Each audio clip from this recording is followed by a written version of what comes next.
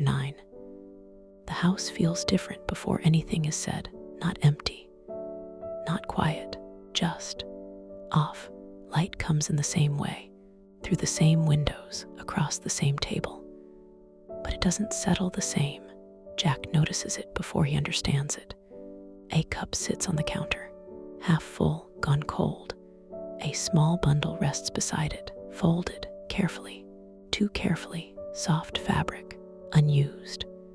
Left where it doesn't belong anymore, Caroline stands in the kitchen, not moving, one hand resting against the edge of the sink, not holding anything, not doing anything. He watches her for a second longer than usual. Caroline, she turns, not startled, just slow. Hey, her voice is soft. Even, too even, you okay? She nods. Yes. They had only just begun to say it out loud. He waits. Nothing follows.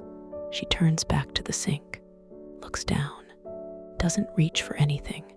Jack moves into the room, not fast, not slow. He picks up the cup, feels the cold through the ceramic. Want me to warm this up? She looks at it like she's seeing it for the first time. It's fine. He sets it down anyway. Not back where it was, just somewhere else. She doesn't correct him. That what tells him something is wrong. There had been plans, small ones, quiet ones. A drawer stays open behind her, halfway, forgotten. He closes it gently so it doesn't sound like anything. She moves past him, not brushing him, not avoiding him, just moving from one room to another without taking anything with her. Jack watches her go. He starts to follow, then stops and lets her go. The day moves around them, not with them. Time passes, but it doesn't feel like it's going anywhere. Caroline folds something, leaves it on the table, doesn't come back for it. She opens a cabinet, stares inside, closes it again. She walks into the bedroom, stands in the doorway, then leaves. Jack stays near, without being in the way. He makes coffee and brings her a cup, sets it down near her hand.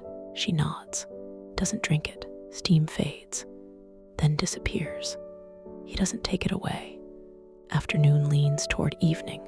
The light softens, slows. Caroline stands by the back door, her hand resting on the frame like she's deciding something. Then she opens it and steps outside. The door closes behind her. Jack stays where he is for a moment, then moves toward the window. He stops just short of it, not wanting to be seen watching, but he looks anyway. The garden sits just beyond the house, small, new, still finding its place. Caroline walks into it carefully, like she doesn't want to disturb anything.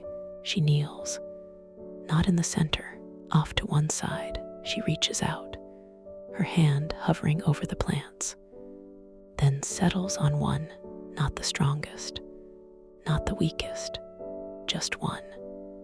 She touches the leaves lightly, like she's checking if it's still there.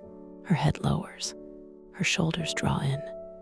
Jack can't hear her, only sees her mouth move. Sorry, the watering can tips, water spilling out. Steady, controlled, much. The soil darkens. Heavy, saturated. It takes more than it needs, more than it can hold.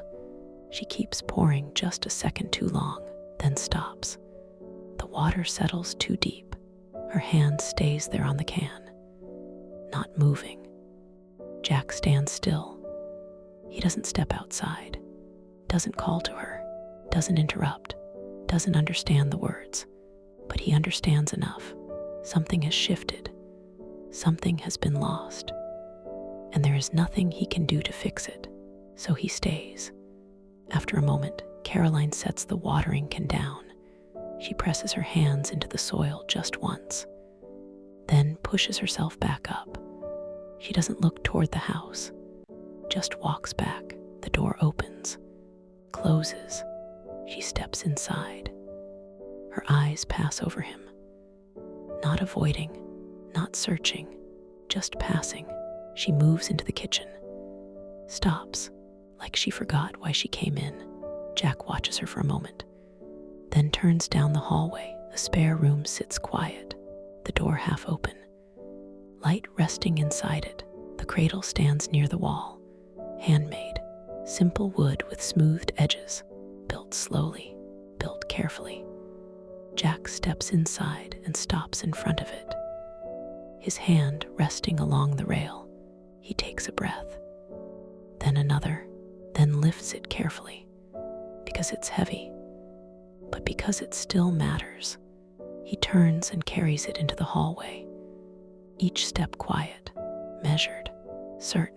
He doesn't look toward the kitchen, doesn't call her name. The end of the hall, he reaches the attic door, pulls the cord. The ladder lowers with a soft wooden shift, adjusts his grip, and begins to climb. One step at a time, steady, the top. He disappears into the dim space above. A moment passes. Then he comes back down. Empty-handed, he folds the ladder back into place, closes it. The hallway returns to stillness. Jack stands there for a second, then turns and walks back toward her, crosses the room. Not quickly, just enough to be near. Doesn't ask anything, doesn't reach for her, just stays. After a moment, he pulls out a chair and sits beside her, across, beside, close enough that their arms almost touch. Caroline stays where she is. Then slowly, she sits too, looking at him, not speaking, but not pulling away. The room holds them. The quiet settles again.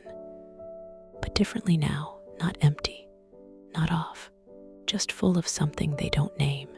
Jack rests his hand on the table, palm down, open, not reaching, just there. Caroline's hand shifts, not toward his, but closer than it was before. That is enough. Night comes without announcement. The house grows still around them, and somewhere in that stillness, without words, without answers, they begin to learn how to carry what cannot be fixed.